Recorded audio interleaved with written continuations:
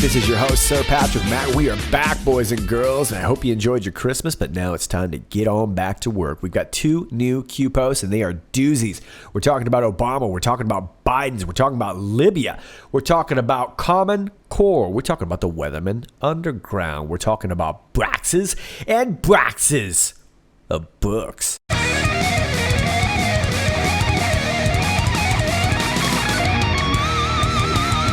Yeah, read into that. 37:54, 58 minutes after the hour of 4:58.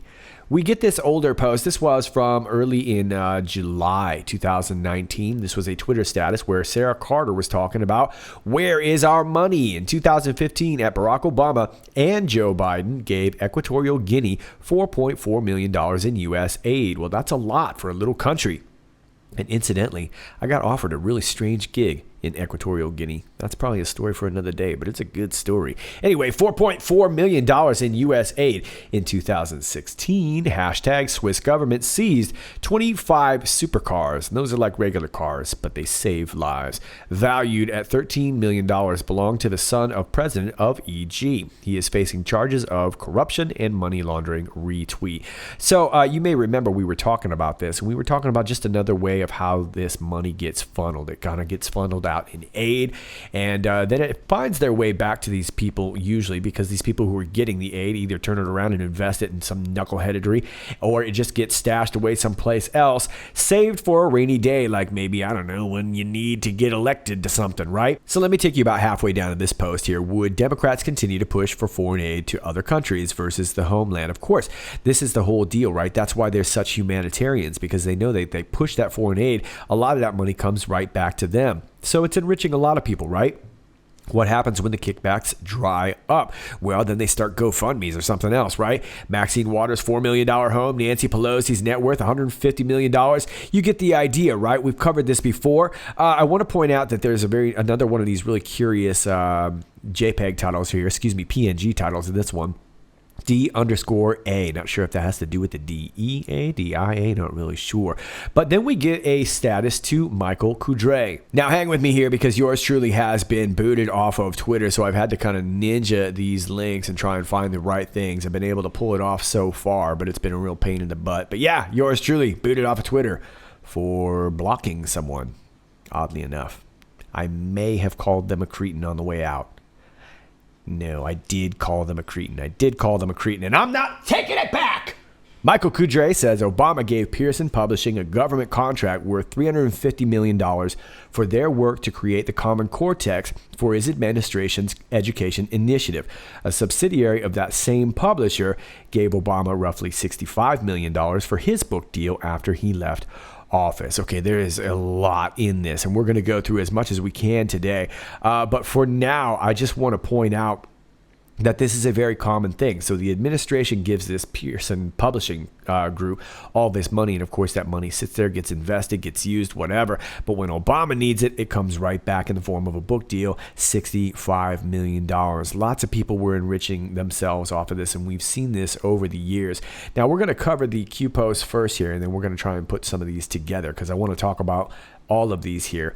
But Q goes on to say U.S. taxpayers, federal government. Yeah, our money goes to the government. The government, in this particular case, Hussein's administration, being Barack Hussein in the membrane, they give Pearson Publishing the money. Pearson Publishing hangs on to that money, gives it right back to Obama. $65 million, right?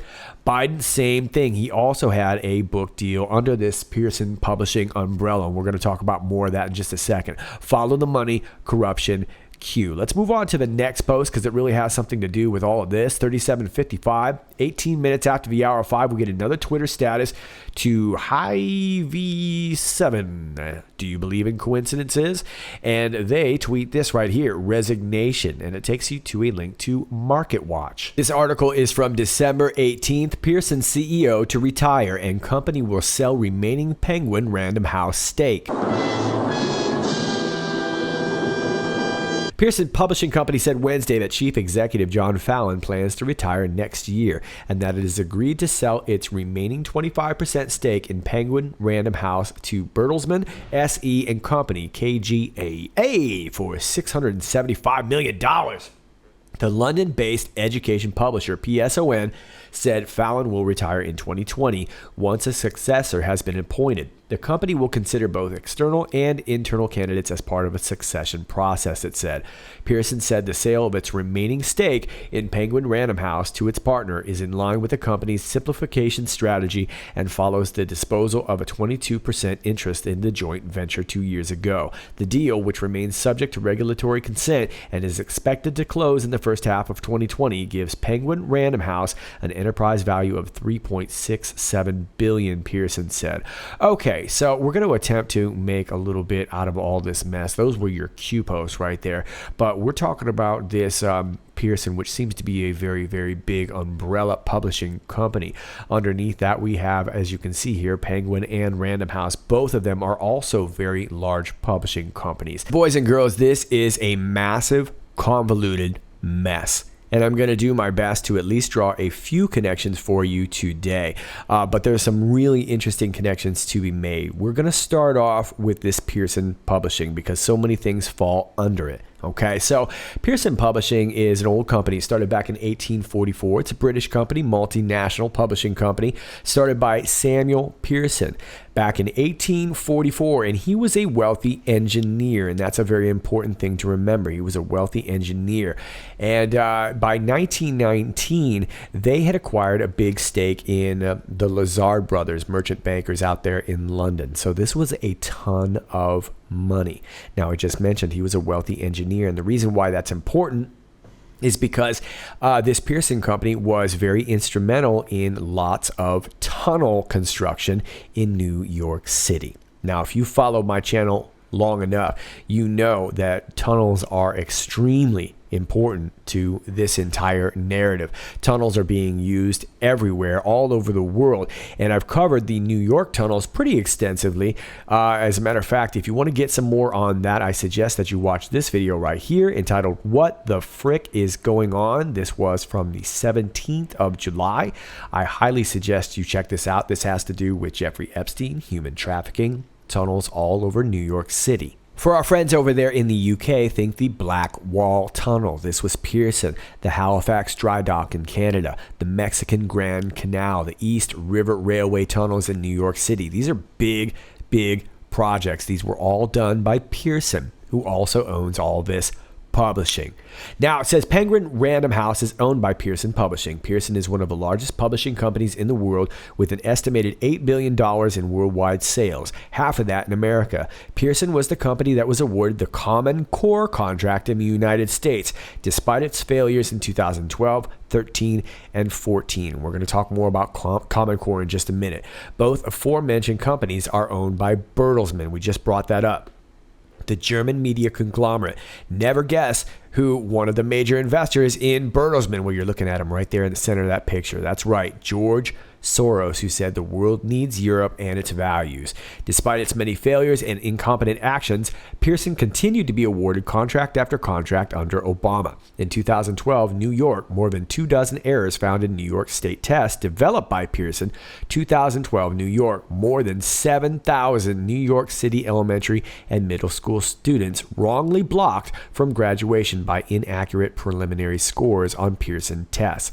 2012 in Mississippi, Pearson pays $623,000 for 5 students and wrongly lowered scores for 121 others for improperly scoring tests and failing to graduate kids on time. In 2013, Pearson improperly graded tests that kept nearly 5,000 kids from the gifted and exceptional programs in New York. 2014 in Virginia, Pearson wrongfully sent out improper scored cards that did not show proper proficiency, yet they continued to make $4 billion a year under Obama's reign. The Penguin Group is a trade book publisher. It is owned by Pearson, the global education and publishing company, and Bertelsmann, the German media conglomerate. The new company was created by a merger that was finalized on 1st of July 2013, with Bertelsmann owning 53% of the joint venture and Pearson controlling the remaining 47%. In March 2017, Maya Mavji, president and publisher of Penguin Random House Crowns Publishing Group, announced they will publish in the U.S. and Canada 2 separate books to be written by former President Barack Obama and First Lady Michelle Obama, respectively, paying them $65 million. In 2015, George Soros owned 317,534 shares of Netflix, an online movie watching platform, which makes it one of the company's largest shareholders. In 2018, after leaving the presidency, Barack and Michelle created their own movie production company called Higher Ground Productions.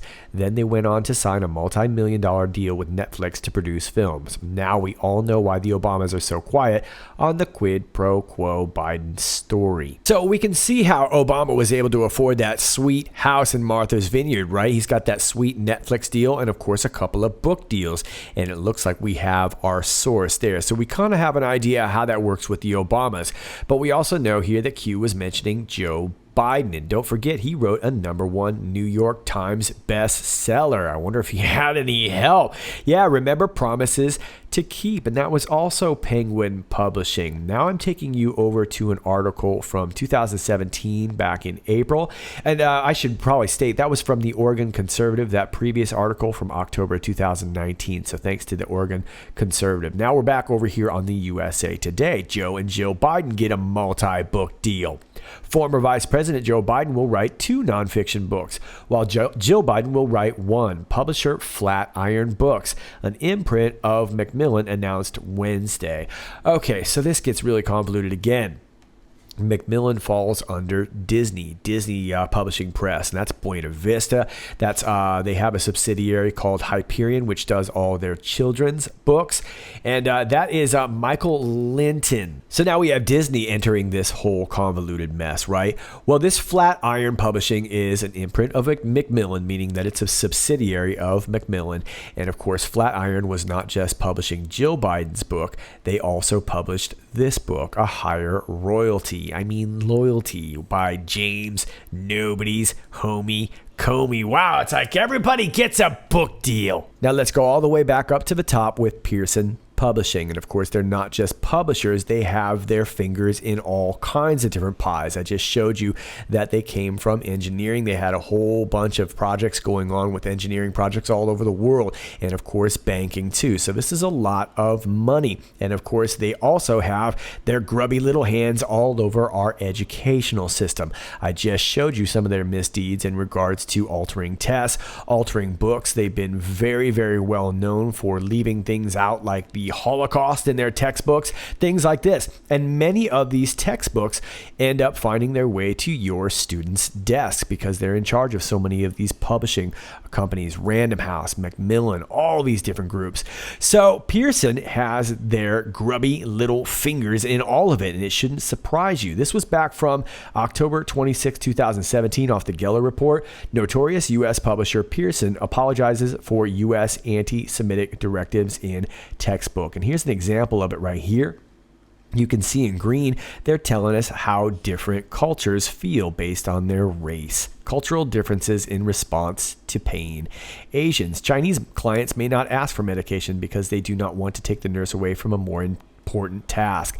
Jews may be vocal and demanding of assistance. Hispanics may believe that pain is a form of punishment and that suffering must be endured if they are to enter heaven. So you see what's going on. They're letting you know how you feel based on your race. That sounds pretty racist, and this should come as no surprise. These people have, like I said, they've left out the Holocaust in their textbooks. This is obviously an agenda, and a very pro-Islamic agenda. And that should come as no surprise considering that the Libyan Investment Authority is one of their major shareholders. Now, back in the day in 2011, they tried to claim that it was only around 3%, but it was actually 26 million shares, and that's an extremely big deal.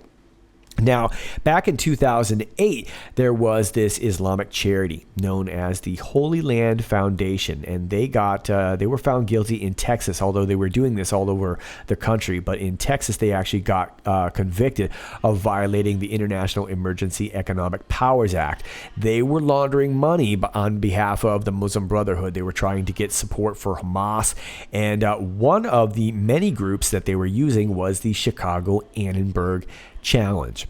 If you're not familiar with the Chicago Annenberg Challenge, I highly suggest you check out these videos, the Weatherman 1 and Weatherman 2, in which I have gone through great lengths to explain. But this was Obama's foundation for quite some time. He sat on the chairman. He was chairman of the board of the Annenberg Challenge. And of course, this was originally Thomas G. Ayers, who was father of Bill Ayers, who was the terrorist Weatherman Underground co-founder. This was their gig, the Chicago Annenberg Challenge, and this was all about supporting schools. As I explained in the Weatherman Part 2 video, Bill Ayers can be highly credited for implementing this Common Core standard across the nation. And if you're not familiar with this Common Core standard, it's an entirely new method of learning.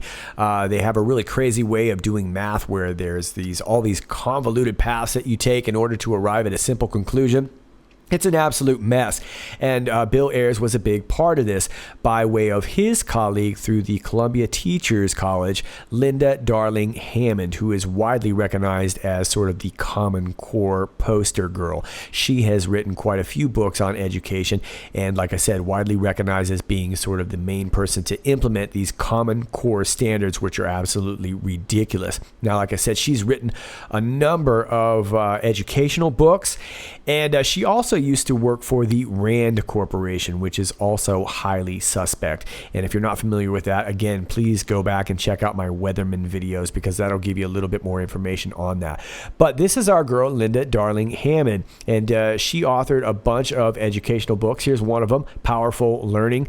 One of her publishers is a group called Jossie Bass, and they've now since been sold, but before that, they fell under the publishing group Pearson. Now, Q is posting, so I got to move on, but I'll toss out a couple more connections here for you. Number one being Richard Branson. Richard Branson also has a book subsidiary, Virgin Books. They fall under Penguin Random House, which of course falls under Pearson. So there's another connection, and of course he's an Obama guy and definitely some sort of knucklehead, right?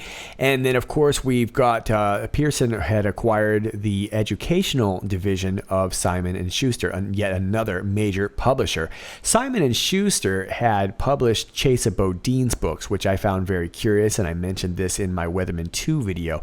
Chesa Bodine is the real son of Weather Underground members David Gilbert and Kathy Bodine. Both of them had been in prison for most of his life, so he had been adopted by Bernadine Dorn and Bill Ayers, who were the co-founders of the Weather Underground. Now Chesa Bodine is district attorney out there in San Francisco. He recently won his race. Yay. So there you go. And of course, you could take Simon & Schuster and you could move that into Viacom, CBS, cough, Les Moonves. And of course, that takes you right back to Disney, right back to Macmillan. What a tangled web we weave. Let's move on to 37:56, 58 minutes after the hour of 10. We get this picture from an Anon, and this is looks to be an original picture, I would imagine, of the Q team sitting in what appears to be Marine One there. And there you've got POTUS leaving to talk to people on the White House lawn.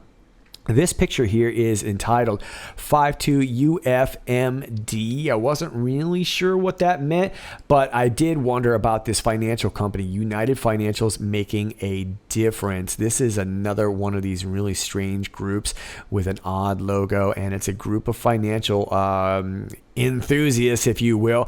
And of course, they have a whole bunch of different charities, most of them relating with education. So I thought it might very well be relevant. But this appears to be an original picture, and again, probably a future Q proof. I wouldn't be surprised if it's part of a set.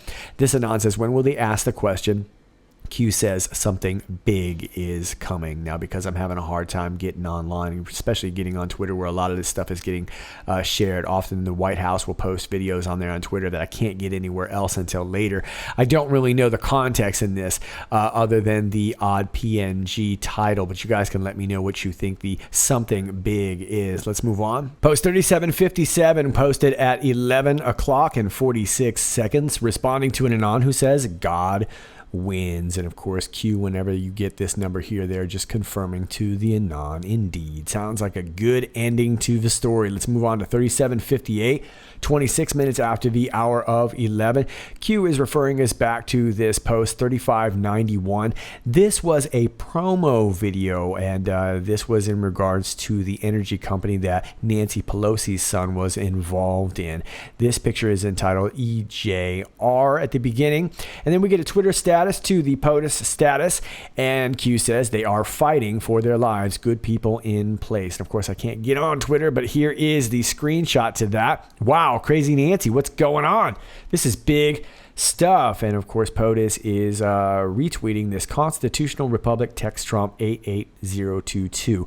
This is a video clip to OAN, and of course this was also on Twitter, so a little difficult for me to get. I do have it for you, so pardon me for the kind of faulty audio there. It's the best I can do. Check it out. As the Ukraine scandal backfires on the Biden family, the Pelosi's may be the next to come under scrutiny. An old promotional video resurfaced on Thursday, more than 6 years after it was uploaded by an energy company which does business in Ukraine. The video starts out with Nancy Pelosi speaking about her efforts in office to push for clean energy. Breaking our crippling addiction to oil. Her message is followed by a promotional statement from her son Paul, who is a board member of Visk Oil and an executive at its related company Energy Lab. My name is Paul Pelosi. Of course, I'm on the board of Visco Oil, and Visco's here today to talk about accelerating the future. And that's what Visco Oil does. It uses technology to maximize the use of natural resources, like oil and other resources. Just 2 years after this video was uploaded, Pelosi led a congressional delegation to Ukraine to discuss issues like energy security. And her son traveled to the country as recently as 2017 on behalf of the Corporate Governance Initiative, where he now serves as executive director. While the official reason given for his visit was to discuss a youth soccer partnership program with the Ukrainian government, clips of that trip are now reportedly being removed from online. One of those clips was saved by the American Mirror on Twitter with the caption, "What's really going on here?" So you have a corporate governance business, and you're here in Ukraine speaking with representatives from the government, investment bankers, discussing certain things related to the soccer. Exactly. This comes as Hunter Biden faces similar allegations that he used his father's position to make lucrative business deals in Ukraine and China. Kara McKinney, One America News. So there you go, and we kind of knew this already, right? We knew that Nancy Pants Pelosi's boy was enriching himself over there in the energy sector. I don't know if he speaks the language either. Neither does Hunter Biden. But either way, these guys were getting paid big bucks to run some energy companies in a foreign country. Q says they are fighting for their lives. Good people in place. Let's move on to the next post right here, 3759. 12 minutes after the hour of 12, we get this post right here, and we see that Donald Trump retweeted his original tweet. The last one that we just read was the original tweet where he was retweeting this, if that makes any sense. Anyway, DJT retweets himself 2 hours later, driving the point home. Q says post drop 5-5. And I think what Q is trying to say here is that what we had was the first one here being dropped, showing that Donald Trump was retweeting that. And then, of course, he wanted to retweet that again so that we could get the idea that there was a connection to Q. That was what I'm taking away from that. But either way, it looks like some more information coming out in regards to the Bidens. And I think that I understand. All right, Patriots, those are your Q posts. Sorry, so wonky, but I got to tell you, it's a little bit difficult covering Q when Q is constantly linking to Twitter, and I can't get on Twitter, but I'm doing my best with it. For those of you who might have missed this, I will leave this in the video description down below. This is a thread I did the other day in regards to Kevin Spacey and his crazy little video. This was the first one, and it covers the second one too, and it kind of goes into some of the recent events, and of course yet another, the third accuser of Kevin Spacey has now been found dead. Some really curious stuff. So I will leave this down below for you. I did post it in a YouTube text comment, but I know some of you guys don't get those, so I'll put it down in the video description. And of course it was on Twitter. I also want to remind you that if you go onto my Patreon, which is also linked in the video description, you can see a lot of my threads. I post my threads on Patreon, and you don't have to be a patron to check them out. It's all free over there too, so you can check that out.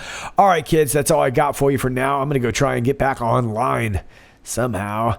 As always, if you like this video, please click like, share, and subscribe. Thanks to all of you who do that already. All my links to my alternate channels are linked down below in the video description, as will be this thread. You can check that out. If you've got any information, please email me. That is also linked down below. If you'd like to send something old school, my P.O. box is down below, and I want to thank all of you who sent little Christmas presents. I haven't checked them out yet. I just saw a picture of it, but it all looks pretty exciting. Thanks to those of you who sent me gifts over to my P.O. box. And of course, if you'd like to support the channel, my Patreon is linked down below. It's all below in the video description. All right, kids, this is Sir Patrick Mac, and until next time, stay focused.